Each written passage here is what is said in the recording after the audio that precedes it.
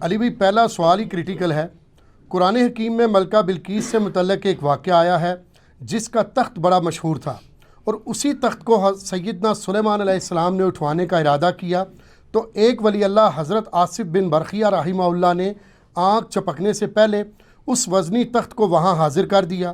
اس واقعہ میں سے صوفیہ نے اپنے بزرگوں کی کرامات کا ثبوت اخذ کیا ہے، اور ان کا دعویٰ ہے کہ امت محمدیہ صلی اللہ علیہ وسلم کے اولیاء اللہ ہر حال میں سیدنا سلیمان علیہ السلام کی امت کے اولیاء اللہ سے افضل ہیں، اس لیے وہ بھی سب کچھ کر سکتے ہیں۔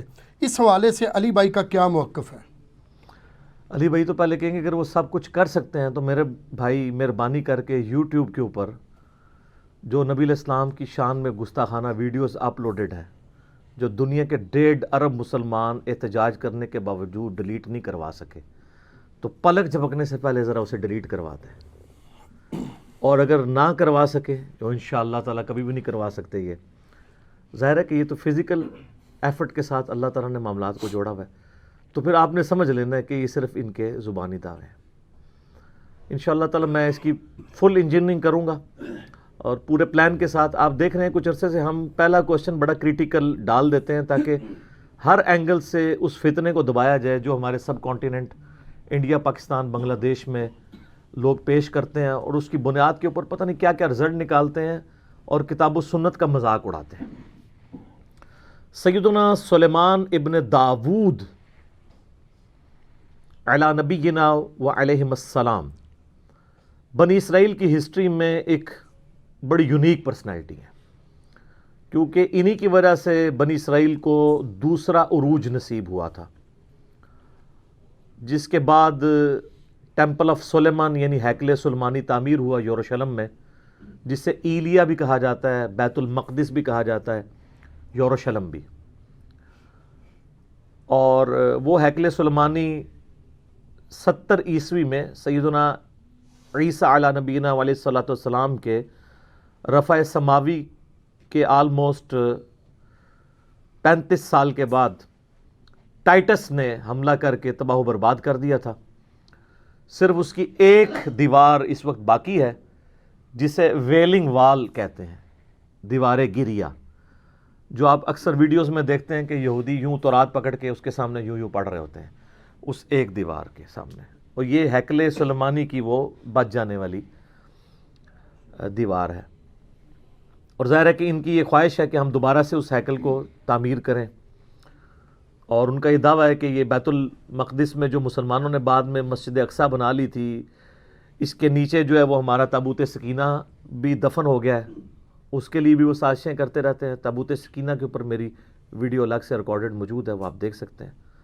بال سلیمان علیہ السلام ایک بڑی یونیک پرسنالٹی ہیں بنی اسرائیل کی ہسٹری میں، اور قرآن حکیم میں بھی سلیمان علیہ السلام کا ذکر بارہا مختلف جگہوں پہ ہوا ہے۔ آ چکے یہ تخت بلقیس والا واقعہ، اس لیے میں اس کے اوپر ایمفسائز کروں گا، لیکن میں صرف کراس ریفرنس کے طور پہ آپ کو بتا دوں کہ سورہ سبا کے اندر سلیمان علیہ السلام کا ذکر آیا، کیونکہ قوم سبا کا ایک واقعہ ہے ملکہ بلقیس والا جو سورۃ النمل میں موجود ہے۔ سورہ سبا کے اندر ذکر آیا کہ ہم نے سلیمان علیہ السلام کے لیے ہوا کو مسخر کر دیا تھا، ان کی صبح کی منزل 1 مہینے کے برابر ہوتی تھی اور شام کی منزل 1 مہینے کے برابر، یعنی وہ اپنے تخت سمیت ہوا پہ اڑتے تھے۔ 1 مہینے کی مسافت وہ ایک صبح میں طے کر لیتے تھے، اور ایک شام میں وہ 1 مہینے کی مسافت طے کر لیا کرتے تھے۔ اور اسی میں ذکر ہے کہ جنات کو مسخر کیا تھا اللہ نے ان کے لیے، ان کے حکم سے وہ قلعے بناتے تھے، مجسمے بناتے تھے، اور مختلف قسم کی تعمیرات کروایا کرتے تھے۔ اور پھر اسی سورہ سبا کے اندر ذکر موجود ہے کہ ایک تعمیر کے دوران ہی، ابھی تعمیر مکمل ہونا رہتی تھی، سلیمان علیہ السلام کی موت کا وقت قریب آ گیا، تو وہ ایک لاٹھی کے سہارے کھڑے ہو گئے، قرآن پاک میں آتا ہے سورہ سبا کے اندر، اور اسی حالت میں اللہ تعالیٰ نے ان کی روح قبض کر لی۔ اب چونکہ وہ ایک بیلنس فارم میں لاٹھی کو سہارا لیے ہوئے بیٹھے تھے، کرسی پہ بیٹھے ہوئے ہوں گے یوں کر کے، تو ان کا جسم یوں ہی رہا، کافی عرصے تک وہ رہا، اور اتنا زیادہ عرصہ کہ قرآن پاک میں آتا ہے کہ دیمک جو کیڑا ہے اس نے اس لاٹھی کو چاٹا، تو ظاہرہ دیمک ایک دن میں تو نہیں چاٹتی، اور حتیٰ کہ وہ جب سارا چاٹ لیا تو وہ لاٹھی ٹوٹ گئی تو حضرت سلیمان علیہ السلام کا جسم زمین پہ آ گیا. تو اس وقت جنات کو پتہ چلا کہ یہ تو فوت ہو چکے ہیں کب سے. تو اللہ تعالیٰ نے اس پہ ورڈکٹ دی ہے کہ اگر جنات غیب کا علم جانتے ہوتے تو اتنی مشقت میں نہ پڑتے. تو یہ اللہ تعالیٰ نے عقیدے کی بھی اصلاح کی ہے. دوسرا اس سے یہ بھی عقیدہ پتہ چلا کہ انبیاء کے جسموں کو اللہ تعالیٰ اسپیشل پروٹیکشن دیتا ہے مرنے کے بعد بھی. احادیث تو بہت موجود ہیں لیکن جو لوگ منکرین حدیث ہیں وہ کہتے ہیں قرآن سے ثابت کریں کہ انبیاء کے جسم سلامت رہتے ہیں. تو سر یہاں سے ثابت ہوتا ہے. اور تیسری بات یہ بھی پتہ چلی کہ اللہ تبارک و تعالی جو ہے وہ اپنے بندوں کے عقیدوں کی اصلاح کے لیے اس طرح کے واقعات کرتا ہے تاکہ وہ اس سے عبرت پکڑیں. اس کے باوجود اگر کوئی عبرت نہ پکڑے تو اس کی اپنی بدبختی ہے اور وہ یہ عقیدہ رکھے کہ اللہ کے سوا کوئی اور بھی غیب جانتا ہے. غیبی خبر علیحدہ چیز ہے, وہ صرف انبیاء کے پاس آتی ہے. اور چوتھی بات یہ بھی ہے کہ حضرت سلیمان علیہ السلام کا جسم جب زمین پہ آیا تو کوئی ان کی گستاخی نہیں ہوگی. یہ ہوتے ہیں نا تو یہ کہتے ہیں نہیں وہ اچانک فرشتے نمودار ہوئے, انہوں نے اپنی ہتھیلیوں پہ لے لیا جسم. ٹھیک ہے, تو ایسے تو نہیں ہوا. تو کئی ایک رزلٹ نکلتے ہیں, تھوڑا سا تفکر کرنے سے پتہ چل جاتا ہے. اچھا, سورہ صاد کے اندر 99 دمیوں کا ذکر ہے. ایک واقعہ حضرت سلیمان علیہ السلام اور ان کے والد داؤد علیہ السلام کا, اس پہ میرا الگ سے کلپ ریکارڈڈ موجود ہے. وہاں پہ بھی ڈیٹیل سے ان دو باپ بیٹا کا ذکر آیا ہے. اور اللہ تعالیٰ نے فرمایا ہم نے ان کو حکمت دی تھی, جنات پہ ان کی حکومت تھی, ان کے حکم سے وہ بڑی بڑی عمارتیں بھی تعمیر کرتے تھے اور سمندروں میں غوطے لگا کے چیزیں بھی نکالتے تھے جنات. یعنی اللہ تعالیٰ نے ان کے لیے مسخر کر دیا تھا. پھر سورۃ البقرہ میں بھی اللہ تعالیٰ نے سلیمان علیہ السلام کے دور کا ذکر کیا کہ شیاطین کا انٹریکشن عوام الناس سے بہت زیادہ بڑھ گیا تھا جنات کا اس دور کے اندر. اور اسی دور کے اندر سورۃ البقرہ میں آتا ہے کہ ہاروت اور ماروت دو فرشتے تھے جو اللہ تعالیٰ کی طرف سے آزمائش کے طور پہ نازل ہوئے اور وہ لوگوں کو جادو سکھایا کرتے تھے اور ساتھ بتاتے تھے کہ یہ تمہاری آزمائش ہے, سیکھو نا. اور وہ اللہ تعالیٰ فرماتا ہے ایسا علم سکھاتے تھے جادو کے ذریعے جس سے میاں بیوی میں جدائی ڈال دیں. اور وہ ساتھ بولتے تھے کہ ہم تمہاری آزمائش ہیں. ظاہر ہے شر بھی جتنا ہے وہ اللہ ہی نے پیدا کیا نا, من شر ما خلق, میں ہر اس چیز کے شر سے تیری پناہ میں آتا ہوں جو تو نہیں پیدا کی ہے. تو آزمائش کے طور پہ وہ ہاروت اور ماروت کا پھر اکثر لوگ پوچھتے ہیں وہ ہاروت اور ماروت الٹے لٹکے ہوئے ہیں, یہ ہو گیا. وہ فرشتے تھے میرے بھائی, فرشتے اللہ کے حکم کی نافرمانی نہیں کرتے. وہ کہتے ہیں کسی عورت پہ وہ عاشق ہو گئے تھے اور یہ سب کچھ جھوٹے واقعات ہیں. فرشتے کبھی بھی رائے راستے نہیں ہٹتے. قرآن پاک میں جا بجا یہ چیز آئی ہے کہ فرشتے تو سورہ التحریم کے اندر بھی آیا کہ وہی کام کرتے ہیں جو اللہ ان کو حکم دیتا ہے, اس کی سرتابی کر ہی نہیں سکتے. ابلیس نے اس لیے کی کہ کانا من الجن ففسق عن امر ربی, وہ جنوں میں سے تھا. سورۃ الکہف کی آیت نمبر 50 میں آتا ہے اس لیے اس نے اپنے رب کی نافرمانی کی. اس نے حضرت آدم علیہ السلام کو سجدہ نہیں کیا, باقی سب فرشتوں نے کیا تھا. تو یہ آپ کو سورۃ البقرہ میں اس حوالے سے بھی ڈیٹیل مل جائے گی. رہا تخت بلقیس والا واقعہ, یہ سورۃ النمل میں بڑی ڈیٹیل کے ساتھ اللہ تعالیٰ نے حضرت سلیمان علیہ السلام کی زندگی کے چند واقعات کو ذکر کیا ہے 30 آیات کے اندر. آیت نمبر 15 سے لے کے 44 تک مسلسل 30 آیات میں سلیمان علیہ السلام کا اللہ تعالیٰ نے ذکر خیر کیا ہے. سٹارٹ اسی سے لیا ہے کہ وہ اپنے امتیوں سے کہتے ہیں کہ دیکھو اللہ تعالیٰ نے ہمیں کثیر مخلوق پہ فضیلت دی ہے, ہمیں جانوروں کی بولیاں سکھا دی ہیں, جنات کو, ہواؤں کو, پرندوں کو ہمارے لیے مسخر کر دی ہے. اللہ تعالیٰ نے ساری قدرت دی ہوئی تھی. اور وہیں پر یہ بھی ذکر آتا ہے کہ ان کی فوج کے لشکروں میں تمام جن, انسان اور جاندار جتنے بھی ہیں ان میں سے ہر ایک کی ان کی علیحدہ فوج تھی. جس طرح آج کل آپ کہتے ہیں نا یعنی ایئر فورس, آرمی, نیوی, ان کے پاس نیوی کے لیے بھی جنات موجود تھے. ایئر فورس سارے پرندے ان کے حکم پہ مسخر تھے, ہوا ان کے حکم سے چلتی تھی, اور انسان بھی موجود تھے. اور پھر اسی میں ذکر آتا ہے جس کی وجہ سے سورت کا نام ہی سورہ النمل ہے. نمل عربی میں کہتے ہیں چیونٹی کو. وہ اپنے لشکر کے سمیت گزر رہے تھے تو چند چیونٹیاں تھیں ان کی ملکہ ان کو کہتی ہے، قرآن نے اس کا قول نقل کیا ہے کہ سلیمان علیہ السلام اپنے لشکر سمیت آ رہے ہیں، کہیں ایسا نہ ہو بے خبری میں وہ ہمیں پاؤں کے نیچے کچل دیں۔ تو پھر وہ چیونٹی باقی چیونٹیوں کو کہتی ہے کہ تم لوگ اپنے بلوں میں چلی جاؤ۔ یعنی چیونٹیوں کا یہ عقیدہ تھا کہ حضرت سلیمان علیہ السلام اور ان کے جتنے صحابہ ہیں ان کو علم غیب کوئی نہیں ہے، کیونکہ تبھی تو کچل دیں گے نا، الا یہ کہ اللہ ان کو بتا دے۔ اچھا، آپ بزرگوں کے علم غیب لے کے بیٹھے ہوئے، تو اس میں اللہ تعالیٰ نے سلیمان علیہ السلام کو اس چیونٹی کی بات سنوا دی، تو سلیمان علیہ السلام اس پر مسکرائے، اور مسکرا کے یہ نہیں کہا کہ مجھے علم غیب ہے، کہا کہ اللہ کا شکر ہے کہ اللہ تعالیٰ نے یعنی مجھے یہ کوالٹی دی ہے کہ اللہ تعالیٰ نے اس چیونٹی کی بات مجھے سنوا دی ہے۔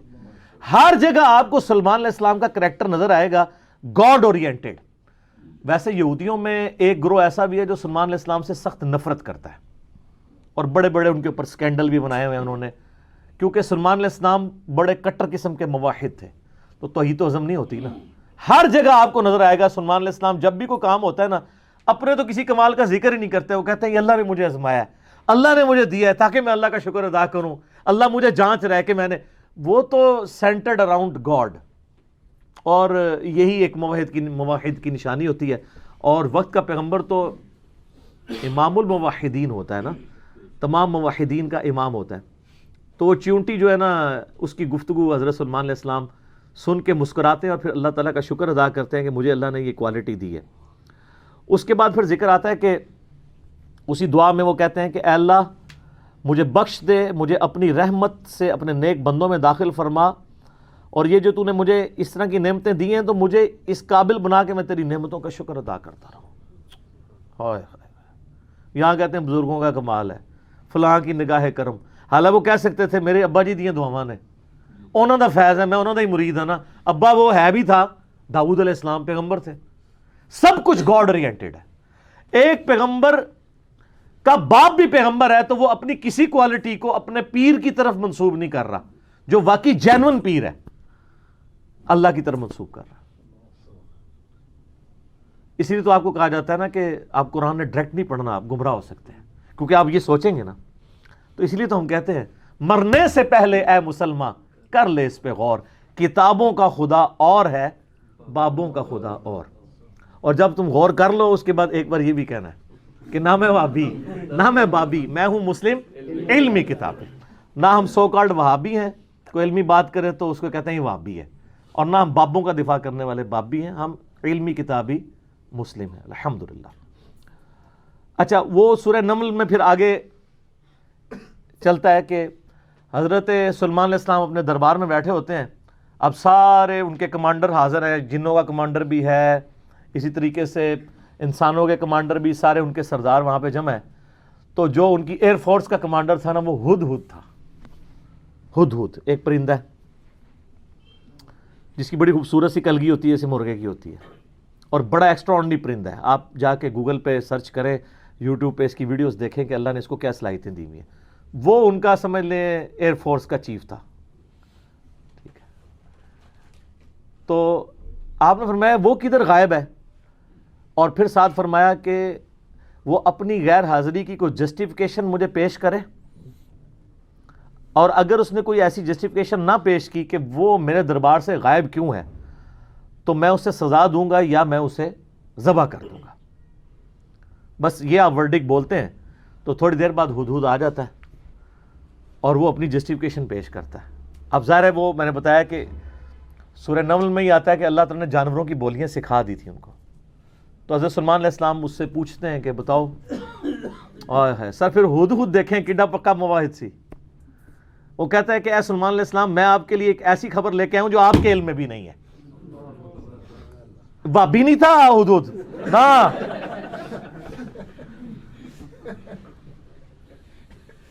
اچھا، سلیمان علیہ السلام نے کہا کیا خبر لے کے آیا ہوں؟ ان کا میں ایک ایسی قوم کے پاس سے آیا ہوں کہ جن کی حکمران ایک ملکہ ہے، عورت، اور اس کا بہت بڑا ایک عرش یعنی اس کا تخت ہے جس پہ وہ بیٹھتی ہے۔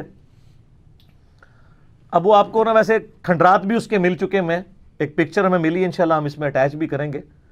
آلموسٹ سمجھ لیں وہ کوئی آج کے دور کے اعتبار سے آپ دیکھ لیں کوئی 50 فٹ چوڑا اور لمبائی میں تقریباً 100 فٹ اور اونچائی میں بھی تقریباً 50 فٹ کے برابر مختلف اقوال ملتے ہیں.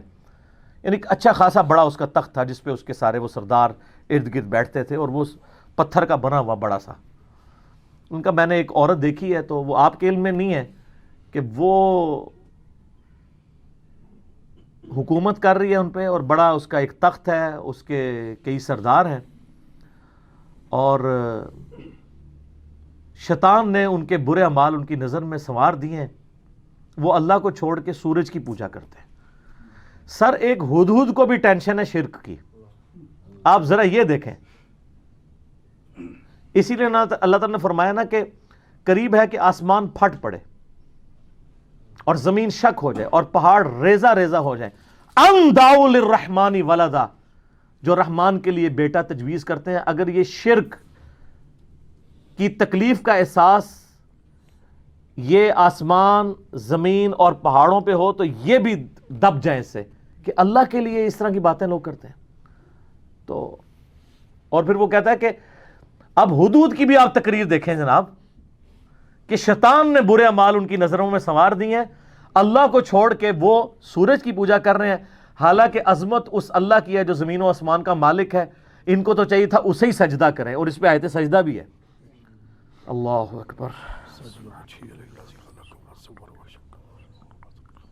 سبحان الملک القدوس رب الملائکۃ والروح. تو اب حضرت سلیمان علیہ السلام چونکہ توحید کے امام ہیں، دنیا پہ اللہ تعالیٰ کے ریپریزنٹیٹیو ہیں، جب وہ یہ بات سنتے ہیں نا تو کہتے ہیں میں تیری اس بات کی تصدیق کروں گا کہ تو سچ کہہ رہا ہے یا جھوٹا بہانا تو نہیں کہیں کر رہا تو. ورنہ تو حضرت سلیمان علیہ السلام کہتے ہیں کہ ہاں مجھے تو پہلے علم غیب اللہ تعالیٰ نے دیا ہوا ہے، میں تو اتنی دوروں میں دیکھ سکنا ہوا. وہ تو اللہ دکھائے گا تو دیکھیں گے نا. تو حضرت سلیمان علیہ السلام نے ایک خط لکھا اور اس ہدہد کو کہا. اچھا یہ کوئی سٹوری نہیں ہے جو آپ کے علماء بیان کر رہے ہوتے ہیں، یہ ورڈ بائی ورڈ سورہ النمل آیت نمبر جو ہے وہ 15 سے لے کے 44 تک 30 آیات ہے. جو چیز ان آیات سے ہٹ کے آئے گی میں اس کو مینشن بھی کر دوں گا. تو وہ خط لکھ کے دیتے ہیں کہ یہ خط لے جاؤ اور جا کے ملکہ جو ادھر کیا ہے، ملکہ بلقیس جو ہے یہ اسرائیلی روایتوں میں آتا ہے، قرآن میں صرف ایک عورت کا ذکر ہے کہ جو حکومت کرتی تھی. اور خط اس کو دے کے پھر دیکھنا اس کا کیا جواب دیتے ہیں. ہدہد جناب لے کے خط پہنچا ہے اور جا کے اب ہدہد ایک خط لے کے آ رہا ہو اور ملکہ کے وہ جا کے بیڈ روم میں سیدھا جا کے لینڈ کرتا ہے. کوئی سیکیورٹی گارڈ کوئی کچھ نہیں روک سکتا، وہ کھڑکی سے آ کے اس میں لینڈ کر کے سامنے لا کے اس کے خط پھینکتا ہے. تو حضرت سلیمان علیہ السلام کا خط وہ کھولتی ہے تو وہ اس خط میں تو 2 ٹوک جملے لکھے ہوتے ہیں، انہ من سلیمان و انہ بسم اللہ الرحمن الرحیم، اور تم سر تسلیم خم کر کے فوراً میرے پاس حاضر ہو جاؤ. ٹھیک ہے، بس یہ 2 لائنوں کا ایک جملہ ہوتا ہے. جب وہ اپنے سرداروں سے مشورہ کرتی ہے تو وہ کہتی ہے میرے پاس ایک معزز خط آیا ہے، اور یہ معزز خط سلیمان کی جانب سے ہے. انہ من سلیمان، سورہ النمل آیت نمبر 30. یہ واحد مقام ہے جہاں سورت کے اندر بسم اللہ شریف آئی ہے. ایک عزت والا خط آیا ہے. عزت والا وہ اس لیے کہتی ہے وہ اس کو پتہ چل گیا کہ وہ غیر معمولی بندہ ہے کہ ہدہد جس کا خط لے کے آ رہا ہے میرے پاس. تو ظاہر ہے یہ کوالٹی تو اس کے پاس نہیں تھی کہ یہ کوئی کتنا بڑا بادشاہ ہے کہ جس کو اللہ نے یہ حکومت دی ہے کہ جانوروں پہ بھی اس کی حکومت ہے. تو وہ کہتی ہے کہ ایک معزز خط میرے پاس آیا ہے جو سلیمان کی جانب سے ہے اور وہ اللہ کے نام سے شروع ہو رہا ہے. اس سے یہ سنت ٹھہری کہ جب آپ کوئی خط لکھیں کسی کو تو بسم اللہ سے اس کا آغاز کریں، اور اس میں یہ ہے کہ سر تسلیم خم کرو اور میرے پاس حاضر ہو جاؤ. تو وہ اپنے سرداروں سے کہتی ہے کہ میں تمہیں پتہ ہے کہ میں کوئی کام اس وقت تک نہیں کرتی جب تک کہ میں مشورہ نہ کر لوں. ہر معاملے میں تم سے میں مشورہ کرتی ہوں. قوم سبا کی وہ ملکہ تھی، تو مجھے بتاؤ تم مجھے کیا مشورہ دیتے ہو. تو سردار تو آپ کو پتہ ہے جو ان کی تو ایک خاص جنگجو نیچر ہوتی ہے. انہوں نے کہا ہم تو بڑے طاقتور ہیں، بڑے زور آور ہیں، ہم ہر طرح کے بادشاہ کا مقابلہ کر سکتے ہیں، آپ ہمیں حکم دیں دیکھی جائے گی.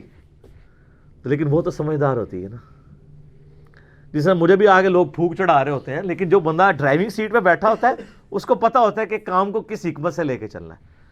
تو وہ ملکہ کہتی ہے کہ اس کو تو اندازہ ہو گیا کہ یہ کوئی عام بندہ نہیں ہے، ان کی ساری پھوپھا نکال دے گا وہ. تو وہ کہتے ہیں کہ وہ ملکہ آگے کہتی ہے، اس کے الفاظ اللہ تعالیٰ نے نقل کیے ہیں. وہ کہتی ہے کہ یاد رکھنا بادشاہ جب کسی ملک میں داخل ہوتے ہیں نا تو وہاں کے شرفاء کو ذلیل کر دیتے ہیں. تو یعنی یہ جو ہمارے پاس ملک ہے یہ بھی ہمارا چھین جائے گا. ہم میں یہ طاقت نہیں کہ ہم اس شخص کا مقابلہ کر سکیں. یہاں پہ بھی آپ دیکھ لیں انگریزوں نے یہی کیا ہے نا. جب انگریز یہاں حکومت میں ہے نا، سب سے زیادہ ذلیل انہوں نے کیا ہے خاندان مغلیہ کو، اس لیے کہ وہ یہاں پہ رولرز تھے. تو انہوں نے کہا پہلے تو جناب ان کو اتنا ذلیل کرو نا، کیونکہ ان کے اندر جراثیم موجود ہیں حکومت کرنے کے، ان کو تو ذلیل و خوار کرو. تو وہ ملکہ کی بات یونیورسل ٹروتھ اللہ نے نقل کیا کہ جب بادشاہ داخل ہوتے ہیں تو وہاں کے شرفاء پھر سب سے پہلے وہ ذلیل ہوتے ہیں.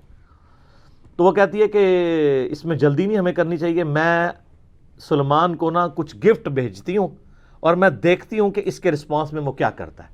تو پتہ چل جائے گا کہ وہ واقعی ایک دنیا دار بادشاہ ہے یا اللہ کا ریپریزنٹیٹو ہے. یہ اس نے چیک پوائنٹ رکھا کہ اگر دنیاوی بادشاہ ہوا تو دنیاوی بادشاہ پرانے زمانوں میں دوسرے ملکوں پہ کیوں حملہ کرتے تھے؟ تاکہ ان سے ان کی دولت ہتھیائیں. تو اگر ہم جزیہ دینے پہ آمادہ ہو جائیں اور سالانہ ہم ایک رقم مقرر کر لیں گے اتنا آپ کو ٹیکس یا جزیہ دیا کریں گے تو وہ ٹل جائے گا. تو وہ بڑے زیادہ تحائف دے کے نا ایلچی روانہ کرتی ہے سلمان علیہ السلام کے پاس. ٹھیک ہے. اور وہاں پہ سلمان علیہ السلام کے پاس جب وہ ایلچی پہنچتے ہیں تو سلمان علیہ السلام تو اسٹریٹ فارورڈ ان کو جواب دیتے ہیں کہ مجھے جو کچھ اللہ نے دیا ہے تمہاری یہ دنیا کی حقیر دولت اس کے مقابلے میں کچھ نہیں ہے. مجھے تو اللہ نے کیا حکومت دی ہوئی ہے. ٹھیک ہے. تو بلکہ سورہ نمل میں اللہ تعالیٰ نے ان کی دعا بھی نقل کی ہے. سلمان علیہ السلام کہتے ہیں اللہ مجھے ایسی حکومت دینا جو میرے بعد پھر کسی کو نہ ملے. اور انسانی تاریخ میں سلمان علیہ السلام سے بڑا بادشاہ نہ ان سے پہلے کو گزرا ہے نہ بعد میں جس کو اس لیول کی اللہ تعالیٰ نے حکومت دی ہو. تو وہاں پہ جب ایلچی پہنچتے ہیں تو وہ ان کو اسٹریٹ فارورڈ جواب دیتے ہیں اور ان کو واپس کر دیتے ہیں کہ جاؤ اور اپنی ملکہ کو بتا دینا کہ اب ہم وہ لشکر لے کے آئیں گے جس کی تاب تمہارے لشکر نہیں رکھ سکتے، انتظار کرو ہمارا. تو وہاں سے چلے جاتے ہیں. وہ تو چلے جاتے ہیں اور سلمان علیہ السلام کو پتہ ہوتا ہے کہ وہ مطیع ہو کے ہی آئے گی، کیونکہ وہ سمجھ گئے ہوتے ہیں کہ اس نے یہ جو ڈیسیژن کیا ہے وہ کیوں کیا ہے. اب یہ فاصلہ آلموسٹ 2000 کلومیٹر کا ہے. قوم سبا آباد تھی یمن میں اور حضرت سلمان علیہ السلام یروشلم میں بیٹھے ہوئے تھے، بیت المقدس ایلیا شام کے اندر. آلموسٹ 2000 کلومیٹر کا یہ فاصلہ ہے. تو آپ سمجھ لیں یہ فاصلہ طے کرنے کے لیے بھی 40 سے 50 دن پیدل چاہیے. تو سلمان علیہ السلام جب ان کو واپس کرتے ہیں، وہاں پہ جب واپس خط پہنچتا ہے تو ظاہر ہے ملکہ تو پہلے ہی اس کو سمجھ آ گئی ہوتی ہے کہ کوئی عام بندہ نہیں ہے.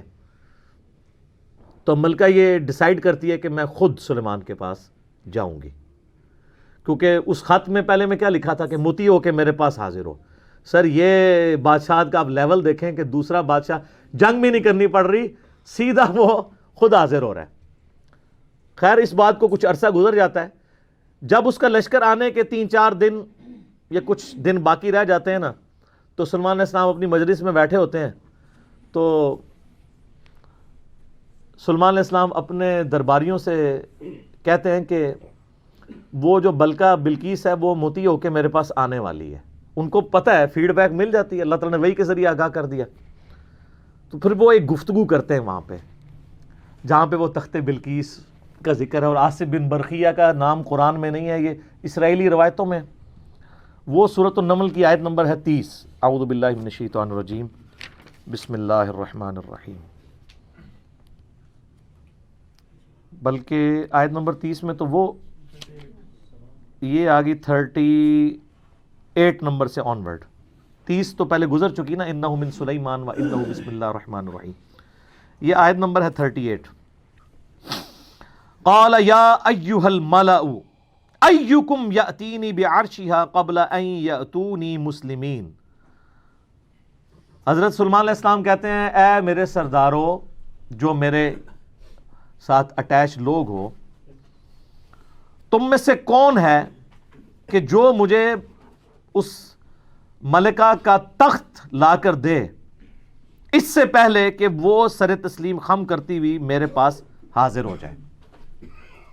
کون ہے کہ جو ایسا کرے؟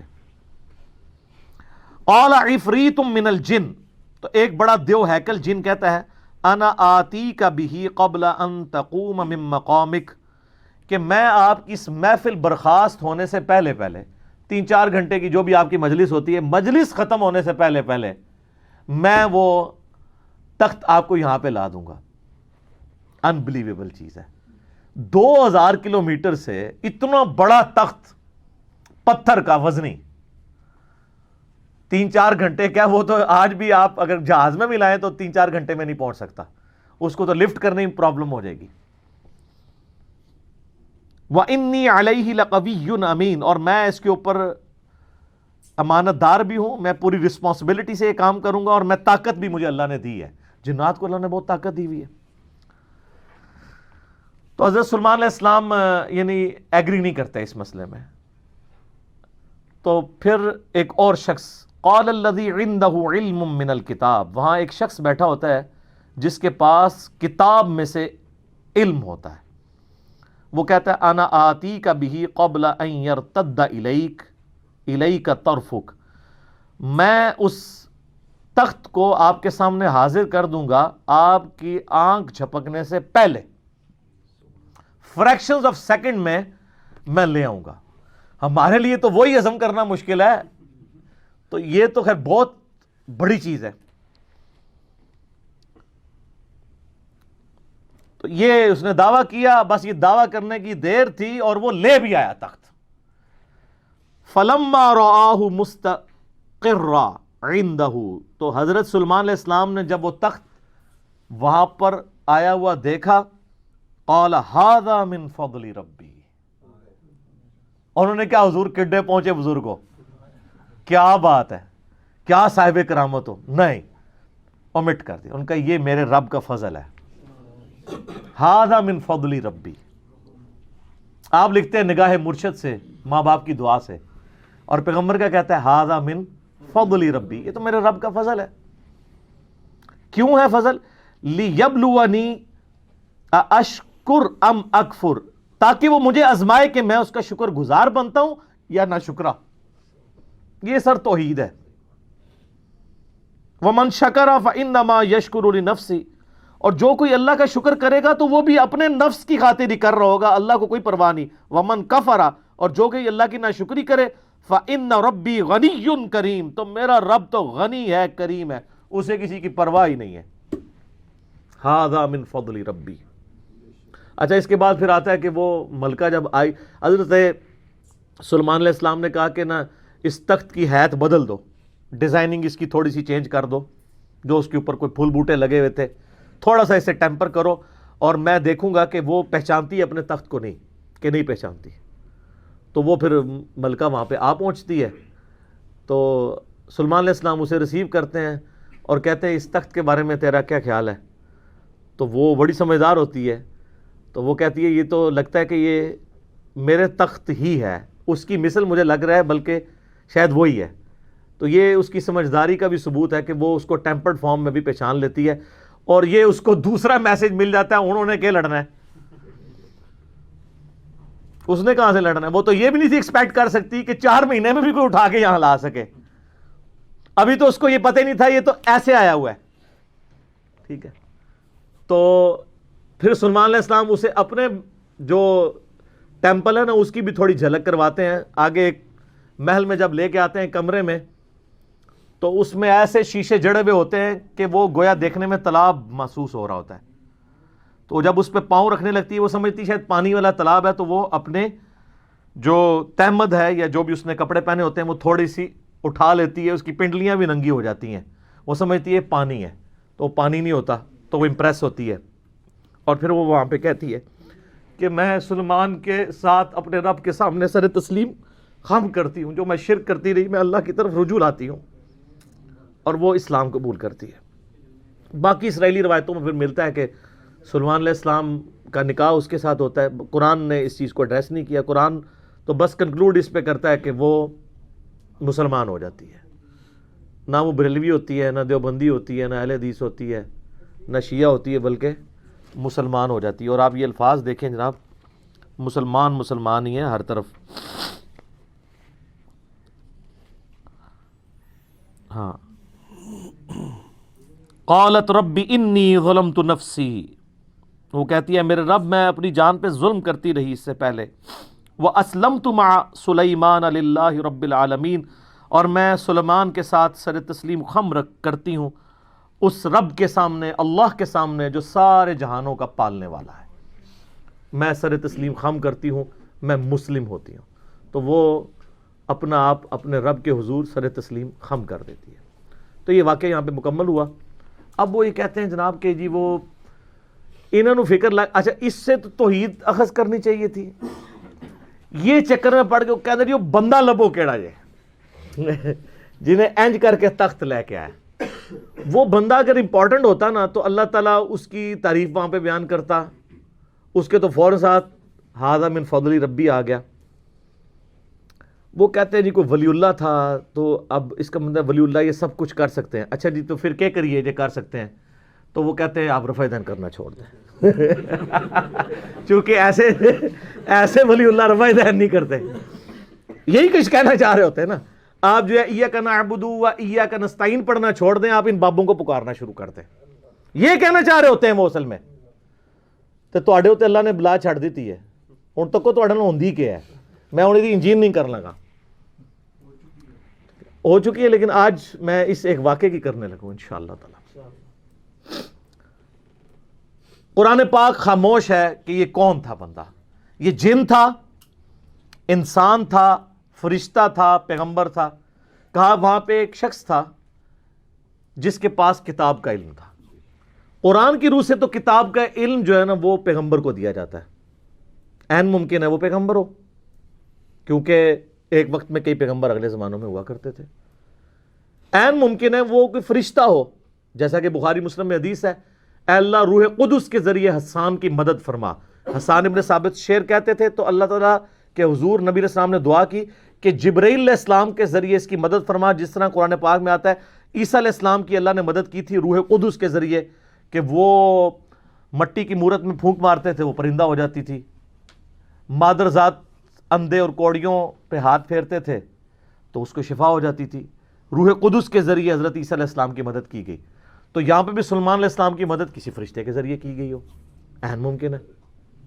اور امام فخر الدین رازی المتوفی 606 ہجری، جنہیں صوفیاء بھی امام مانتے ہیں اور علماء کا طبقہ بھی امام مانتا ہے،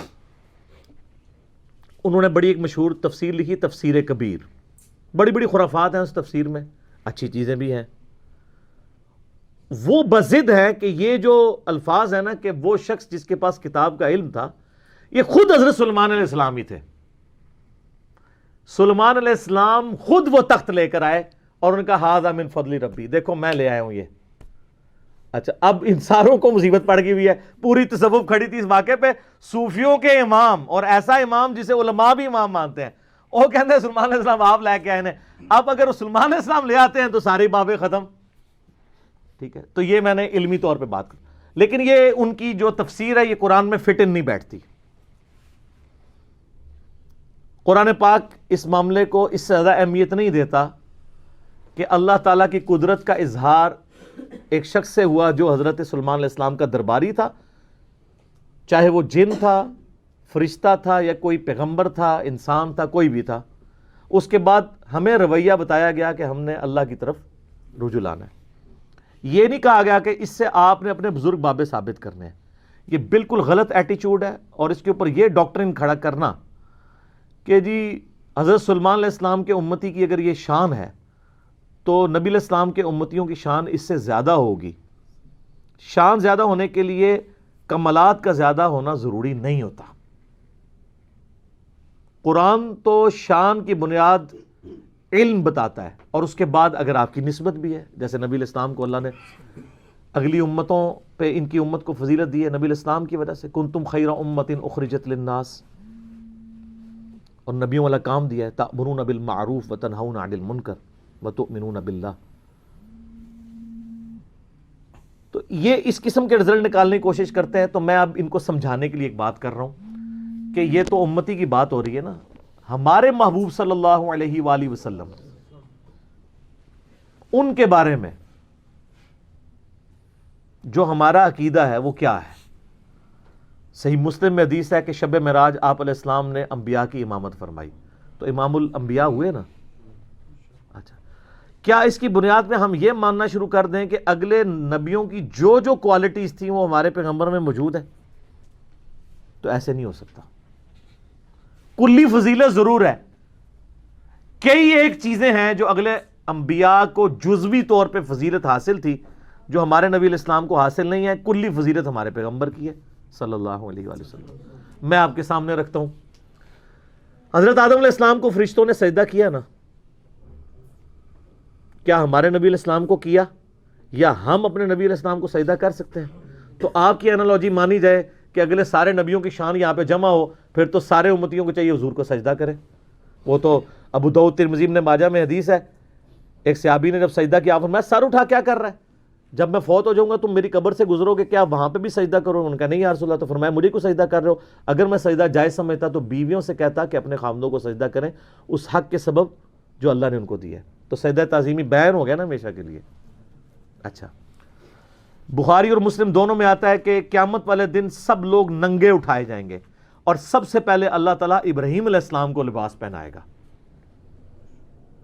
تو یہاں پہ ابراہیم علیہ السلام کی جزوی فضیلت ہے. بخاری مسلم دونوں میں حدیث ہے کہ قیامت والے دن جب اللہ تعالیٰ مجھے اٹھائے گا تو میں دیکھوں گا کہ موسیٰ علیہ السلام مجھ سے پہلے ہی اللہ کے عرش کا پایا تھامے ہوئے کھڑے ہیں. مجھے نہیں پتا کہ ان پہ قیامت کی بے ہوشی طاری نہیں ہوئی یا مجھ سے پہلے اللہ نے ان کو زندہ کر دیا ہے، اس بے ہوشی کے سبب جو دنیا میں اللہ کی تجلی کی وجہ سے ہوئی تھی. یہاں پہ موسیٰ علیہ السلام کو جزوی فضیلت حاصل ہے. عیسیٰ علیہ السلام بغیر باپ کے پیدا ہوئے ہیں نا. یہ تو سب سے بڑی پھکی اور اینٹی وینم اور علمی الزامی جواب ہے. تو یہ ان کی فضیلت ہے نا. یہ فضیلت آپ ہمارے نبی علیہ السلام کے لیے ثابت کر سکتے ہیں؟ باقی تو سب کچھ کھینچتے رہو گے، کچھ کر لو گے، ایسا کیا کرو گے؟ اور اس سے بڑی بات، ہمارے نبی علیہ السلام کو موت آ چکی، اللہ کی جنتوں میں زندہ ہے. عیسیٰ علیہ السلام آج تک نہیں مرے، ان کو موت نہیں آئی. وہ تو رفع سماوی ہوا نا، وہ اپنی سیکنڈ ڈیسینڈنگ کے اندر اللہ تعالیٰ وہ یہاں پہ اس امت میں آئیں گے اور زندگی گزار کے فوت ہوں گے. تو حضرت عیسیٰ علیہ السلام تو ابھی تک زندہ ہے. تو اب یہ فضیلت نبی علیہ السلام کو آپ دیں گے؟ تو یہ کوئی طریقہ نہیں ہوتا اینالوجیز بنانے کا. اگر نبی علیہ السلام کے ساتھ اینالوجیز نہیں بنا سکتے تو باقی تو پھر چھڈ ہی دو نا. ان کے امتیوں کی بنیاد بنانا تو بڑی دور کی بات ہے. جو چیز ثابت ہوگی وہ ہم مانیں گے. سلیمان علیہ السلام کا وہ امتی تھا یا کوئی فرشتہ تھا یا جن تھا یا صحابی تھا، وہ کام کر دیا، وہ تو ہمارے پاس ثابت ہو گیا. آپ اپنے بابوں کے بارے میں جو جھوٹے کلیم کر رہے ہیں نا، وہ آپ کو ثابت کرنے کے لیے لانا پڑے گا. اور آج کل تو بڑا آسان دور ہے، کہتے ہیں دنیا اولیاء اللہ سے خالی نہیں ہے. ایک ولی بھی نہیں پہ لبدا تو جس کو ہم B B C, CNN، Al Jazeera, Geo, ARY، Dunya T V کے سامنے لے کے آئیں اور ساری دنیا کو بابوں کا پجاری بنا لیں جو آپ بنوانا چاہتے ہیں. بابی بنا لیں تو لے آئیں، ہم اس کے سامنے وہ یہ اس میں سے کوئی کام کر کے بتائیں. کہتے ہیں نا جناب بزرگ سب کچھ کر لیتے ہیں اور ان کے پاس بڑی بڑی کوالٹیز ہوتی ہیں. مجھے بتائیں دنیا کا کوئی بزرگ جو ہے آپ کے سامنے ہوا میں اڑے، ویسے تو انشاءاللہ نہیں اڑے گا میڈیا کی برکت سے، پرانے بھی کوئی نہیں سر اڑے آئی گپا ہی نے.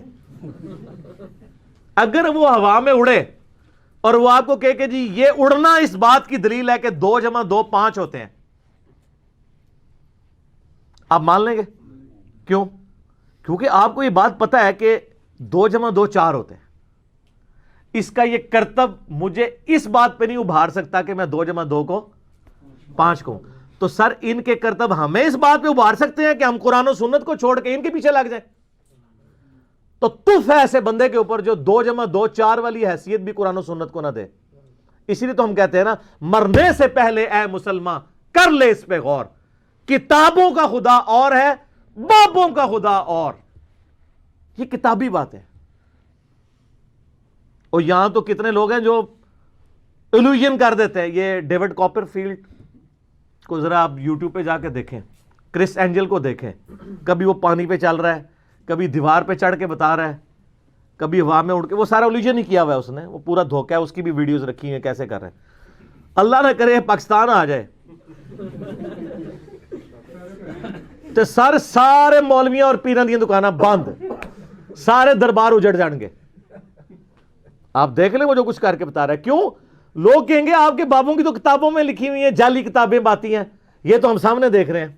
تسی آؤ تو کر کے دسو, ان کر کے دسو نا جناب. میں نے ان کو بہت بڑی بات کی ہے. یہ تو کہتے ہیں نا یہ ہمارے بزرگ جو ہے دلوں کا حال جان لیتے ہیں. میں نے ان کو کہا کہ یہ تو بہت دور کی بات. میں اپنا مشین ڈیزائن کا فارمولہ یا میکینکس اور مٹیریلز کا فارمولہ لکھ کے دیتا ہوں, کوئی بزرگ مجھے وہ لکھا ہوا دیکھ کے پڑھ کے بتا دے.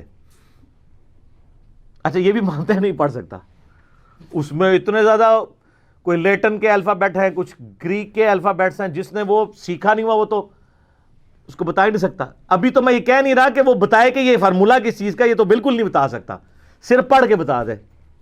تو وہ کیسے کوئی اس طریقے سے معاملات کر سکتا ہے؟ سب کچھ جھوٹ کے اوپر چل رہا ہے. باقی اگر آپ نے منوانا تو اے کوڑا تے اے میدان ہو. میں ان کو بار بار کہہ رہا ہوں آپ کی بزرگی ہم نے چاٹنی ہے, بلکہ میں اپنے بارے میں کہتا ہوں اگر میں بزرگ ہوں اور میرے پاس یہ کوالٹیز ہے تو مجھے مر جانا چاہیے. اور جس طرح ایک بابا جی کہتے ہیں نا, اوے امت مر جائے حضور دے خاکے پہ بن دے جے. امت تے سر بعد وچ مرے, پہلے تے او مرے نا جنہیں بارے تہاڈا عقیدہ ہے کہ وہ دنیا کا نظام چلا رہے ہیں, وہ کیوں نہ پہلے مرے جس کے پاس اختیار بھی ہے کہ وہ یوٹیوب سے وہ ویڈیوز نہ گستاخانہ ڈیلیٹ کرا سکے. تو آپ کو یہ کہنا چاہیے سب سے پہلے ہمارے وہ بزرگ مر جائیں کہ بزرگی وہ کلیم کیے ہوئے ہیں, اور یوٹیوب پہ نبی علیہ السلام کی گستاخانہ ویڈیوز اپلوڈڈ ہیں, ہم نہیں ڈیلیٹ کروا سک رہے. میں اپنے اوپر کہتا ہوں مجھ پہ لعنت ہو کہ اگر میرے پاس یہ اختیار ہو اور میں ویڈیوز نہ ڈیلیٹ کروا سکوں. اور آگے اس کو آپ خود اپلائی کر دیں جس کے اوپر کروانا ہے. یہ باتیں کرنا آسان ہے نا, تو یہ کر کے بتائیں.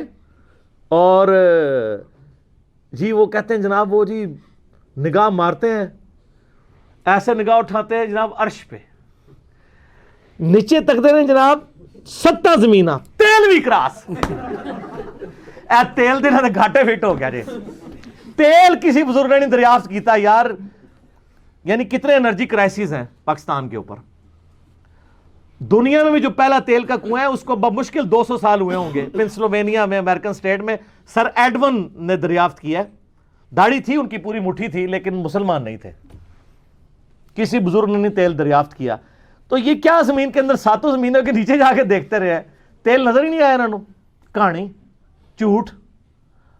اچھا وہ ہمارے پاس ایک ہمارے محلے دار ہے نا, وہ کہتے ہیں جناب وہ میں نے تو آئے دن داتا صاحب آ کے منو ملتے ہیں.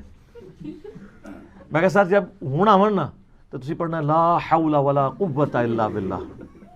اگر غائب ہو گئے تو شیطان ہے, اگر وہ جمے رہے تو بزرگ نے. کہتا نہیں تو استغفار, گستاخی ہے. میں کیوں گستاخی ہے؟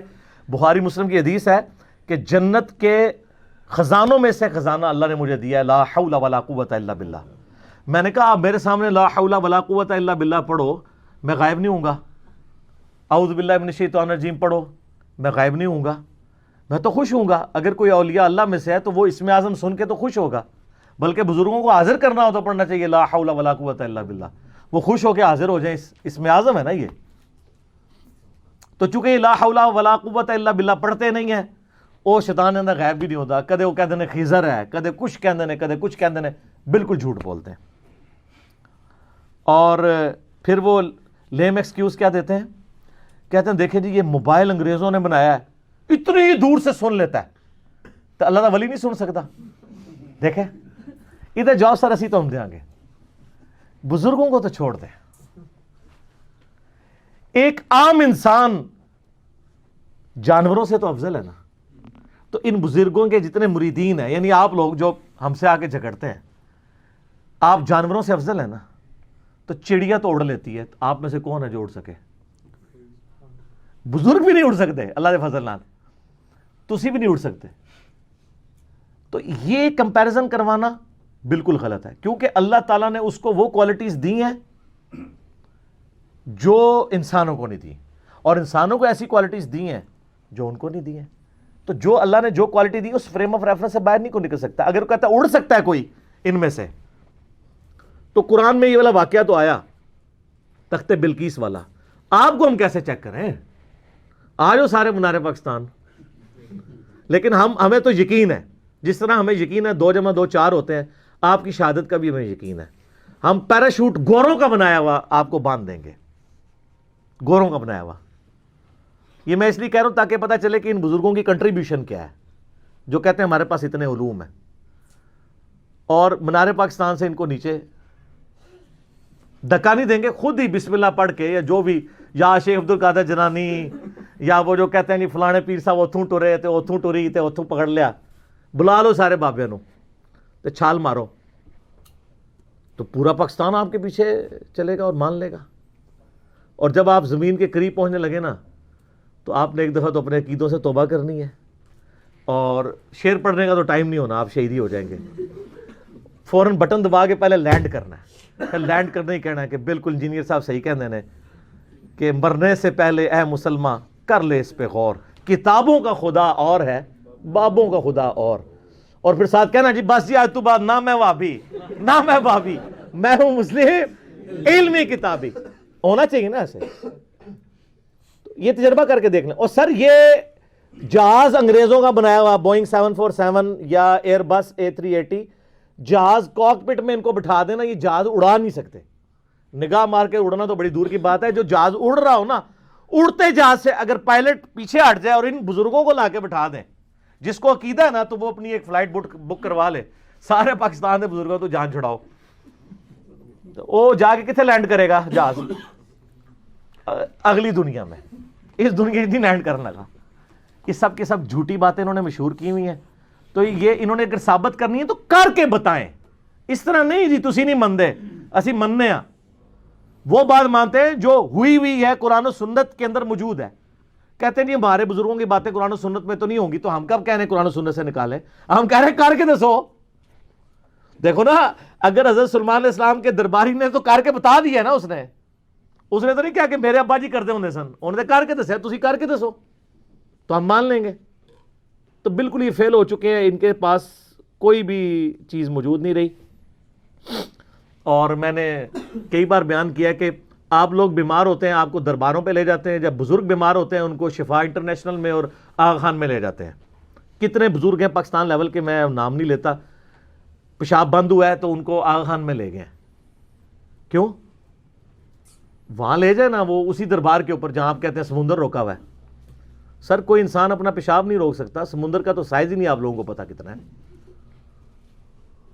اور پھر معذرت کے ساتھ جن لوگوں کے بارے میں آپ کا عقیدہ تھا سمندر روکا ہوا ہے, ایک کے بارے میں آپ کا عقیدہ تھا وہ انڈیا کے بم پکڑتے تھے پل پہ آ کے, ہندو آج تک مذاق اڑاتے ہیں آپ کا. اچھا, ان ساروں کے مزارات کے اوپر آ کے ٹھوک کے چلے گئے ہیں دہشت گرد.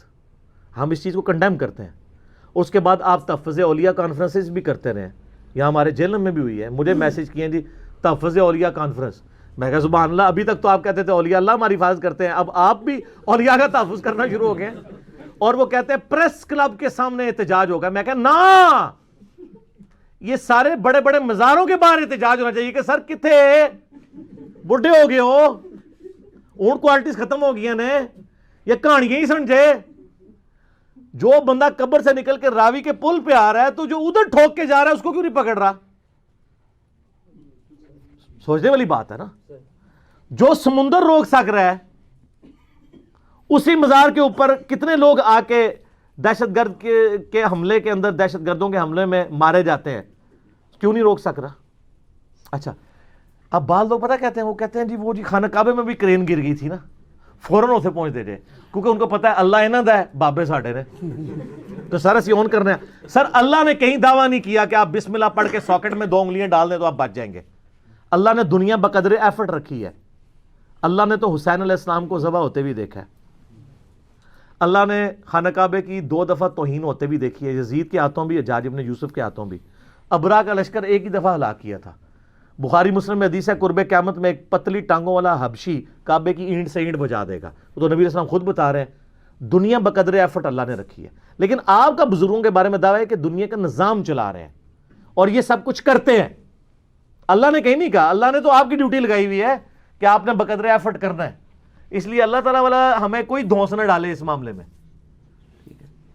اللہ نے دنیا کو اسباب کے ساتھ جوڑا ہے, ورنہ تو ہوتا کہ بسم اللہ پڑھو پیاس بجھ جائے گی, پانی سے ہی بجھے گی. اسباب سے جڑا ہوا ہے اللہ تعالیٰ نے. تو یہ بڑی مثال دینا بالکل ان کی غلط ہے. میں ساتھ ساتھ یہ جو وسوسے ڈالتے ہیں نا لوگوں کے ذہنوں میں, میں وہ ساتھ کلیئر کرتا ہوں. ابھی اگلے دنوں میرا ایک ویڈیو کلپ چڑھا ہے, وسیلے کے نام پر دھوکہ. وسیلے کے نام کے اوپر استعانت اور مشکل کشائی ثابت کرتے ہیں, دو الگ چیزیں. کئی ایک چیزیں اس میں نے بتائی ہیں, وہ آپ دیکھ لیں, آج محال نہیں کہ میں اس کی طرف جاؤں.